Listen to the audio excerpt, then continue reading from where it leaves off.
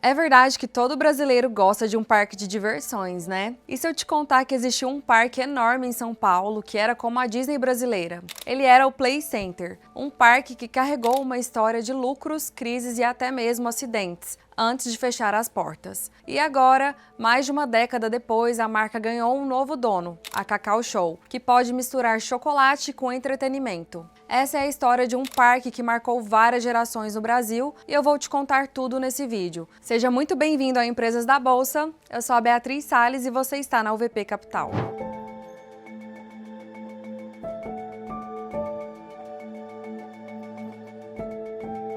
Antes do Play Center existir, tinha um cara chamado Marcelo Gutglass, que foi o grande idealizador do parque. Marcelo era apaixonado por diversão. E lá no começo dos anos 70, num terreno relativamente pequeno, de 5.000 metros quadrados, em que cobrava ingressos de $1 por brinquedo. Inicialmente, o Play Center era o nome de um tobogã inaugurado em 1971, na cidade de São Paulo. Além dele, havia alguns joguinhos, quase como um protótipo do que viria depois. O público curtiu a novidade e logo ele foi além. Trouxe a montanha-russa metálica chamada Ciclone, que era um grande sucesso para a época. Essas experiências mostraram que tinha espaço para algo maior. E assim, Marcelo decidiu expandir o seu negócio e criar um parque de diversões de grande porte. Estilo os modelos que já haviam nos Estados Unidos e na Europa, como a própria Disney. A ideia era trazer para o Brasil toda a experiência dos parques gigantes, cheios de brinquedos e atrações modernas, para dar ao público uma verdadeira experiência, o que até o momento só existia fora do país.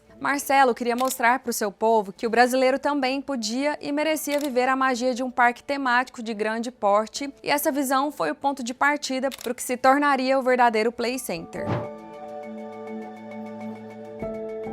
Em 27 de julho de 1973, nascia oficialmente o Play Center, às margens da Marginal Tietê, em São Paulo. O terreno dessa vez tinha cerca de 85.000 metros quadrados, o que era muito grande para os padrões da época. Já nos primeiros anos, o público ficou encantado com brinquedos que pareciam coisa de outro mundo para o brasileiro, que não era acostumado com tanta tecnologia. Por exemplo, a montanha-russa Superjet, ou o tradicional carrossel Twister, o trenzinho Maria Fumaça e até mesmo a Casa do Monstro, que misturava sustos, medos e diversão. E mesmo com todo esse sucesso, o Play Center não era só brinquedo. Nele tinha também uma lanchonete panorâmica na cobertura, lojinhas de bijuterias, fliperamas, cabines de som e até jogos como a famosa pesca eletrônica. A ideia era simples: se não se divertir com os brinquedos, vai se divertir com o restante das atrações. O foco era na experiência, o cliente tinha que sair feliz de um jeito ou de outro, e o público respondeu rápido. Já no seu auge, o parque chegaria a receber cerca de 1.600.000 visitantes por ano, e ao longo de sua história foram mais de 60 milhões de pessoas que passaram pelo Play Center. A inauguração marcou um antes e depois do entretenimento brasileiro. Pela primeira vez, São Paulo tinha um grande parque temático, nos moldes que Marcelo sempre sonhou.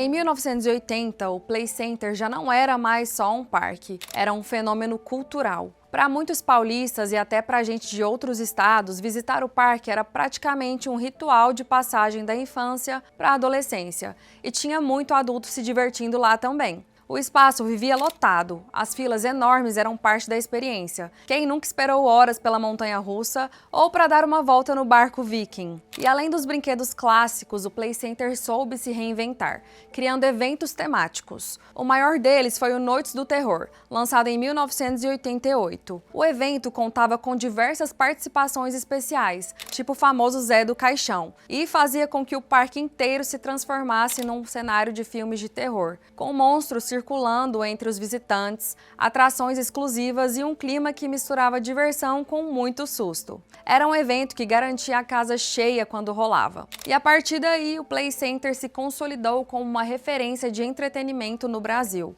algo como, numa escala bem menor, o que a Disney representava no exterior. Para as crianças e jovens da época, ir ao Play Center era quase um sonho e era meio status social também. E falando em sonhos e status, mesmo com toda essa fama e escala, o Play Center não fez um IPO, diferente de muitas empresas que a gente fala aqui no canal, que tem as ações disponíveis para você comprar. E se você tem interesse em comprar ações, mas não sabe qual, ou até mesmo não sabe como comprar uma ação, você deve entender algumas coisinhas antes para não dar bobeira. Até porque, nesse mercado, o conhecimento que você tem é proporcional ao dinheiro que ganha. O que acontece, galera, é que todo mundo quer fazer dinheiro, isso é um fato, mas ninguém quer ficar rico devagar. Todo mundo quer apertar um botão e pronto, dinheiro na conta. Mas adivinha? Esse botão não existe. Pelo menos a gente nunca viu. Agora, se você quer aprender do jeito certo, sem mágica, sem promessas vazias, entra no site alvp.com.br, clica no botão e faz sua análise de perfil. É um questionário simples com poucas perguntas. E olha, se você tiver coragem de investir agora, mesmo quando o mercado está cheio de gente com medo, a AlvP vai te mostrar uma estratégia sólida, passo a passo, para construir patrimônio de verdade. Mas vamos ser realistas. Se você ganha um salário mínimo e acha que vai sair da plataforma direto para uma Ferrari,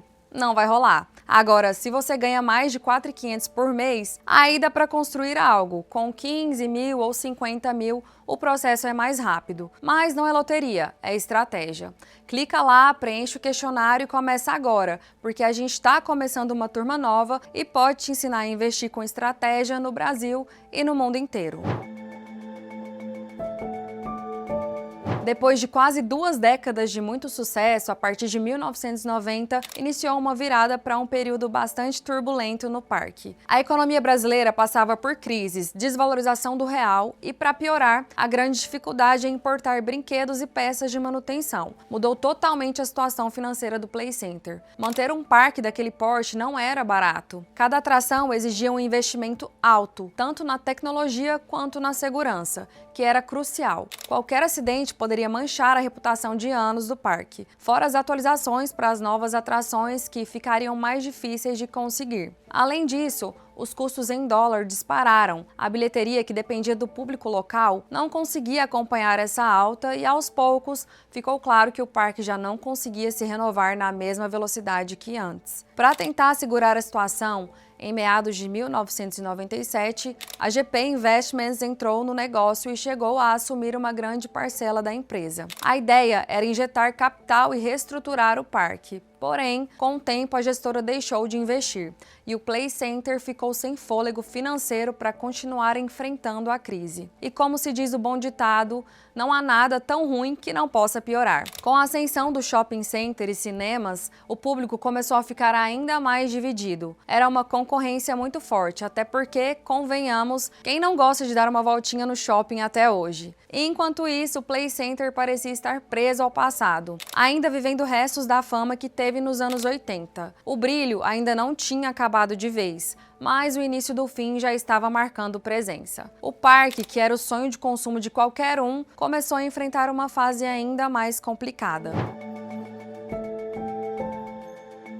Se os anos 90 foram difíceis, os anos 2000 chegaram para terminar de ferrar com tudo. O público já não era mais o mesmo, os custos de manutenção continuavam altos e as atrações pareciam ultrapassadas, se comparadas com as inovações dos concorrentes que, mesmo estando no exterior, conseguiam atrair muito o público brasileiro. Mas foi só em 2011 que a casa terminou de cair. 2 acidentes chamaram a atenção da imprensa e abalaram a confiança dos visitantes. O primeiro no brinquedo Double Shock, em que houveram 2 pessoas feridas, e o segundo na montanha-russa Looping Star, com um ferido. Felizmente, não houveram vítimas fatais, mas a repercussão foi enorme. A reação da imprensa foi custear o atendimento médico, isso é, não pagaram nenhuma indenização, o que para um público já desconfiado era a gota que faltava para consolidar a ideia de que o parque não era mais seguro como antes. Ao mesmo tempo, renovar o Play Center exigia uma grana enorme. A logística estava toda bagunçada, as novas atrações eram muito caras para importar, instalar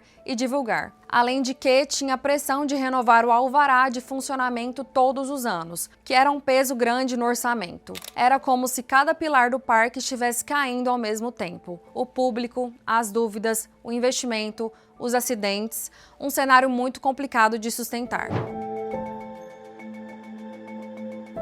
Depois de 4 décadas de história, o Play Center anunciou oficialmente o encerramento das atividades. A data de despedida foi em 29 de julho de 2012 e o anúncio foi como um choque para quem ainda era cliente ou tinha boas lembranças do lugar. Ao longo da existência do parque, estima-se que mais de 60 milhões tenham passado por ali. Foram famílias, excursões escolares, encontro de amigos, casais. Para quem morava em São Paulo, era quase um ritual visitar o Play Center pelo menos uma vez na vida. Mas, infelizmente, a conta não estava fechando mais. Um parque daquele porte precisava de investimentos milionários para se atualizar, modernizar e atender às novas exigências burocráticas, que ficavam cada dia mais rígidas. A despedida foi marcada por longas filas, muita nostalgia e emoção. Até mesmo a famosa Noite do Terror ganhou destaque naquele ano. Era algo como um ar melancólico de despedida. Os fãs estavam sentindo o fim de uma era. E assim, em 2012, o Play Center oficialmente fechou as portas pela última vez,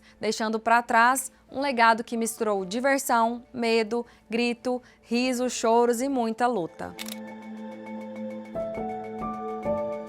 Mesmo que o parque tenha fechado em 2012, a história ainda não acabou. O grupo continuou existindo em outras frentes. Várias atrações foram desmontadas e enviadas para novos destinos. Por exemplo, o barco Viking e o Splash ganharam um emprego novo no Animalia Park, em Cotia, enquanto outros brinquedos também eram divididos entre vários parques pelo país. O grupo Play Center continuou operando, mas com uma escala bem reduzida, em atrações nos shoppings, mantendo o entretenimento, ainda que longe do que já foi um dia. Para os fãs de coração, a marca investiu em produtos licenciados e experiências temáticas, como se fosse uma forma de matar a saudade. E então, a grande surpresa.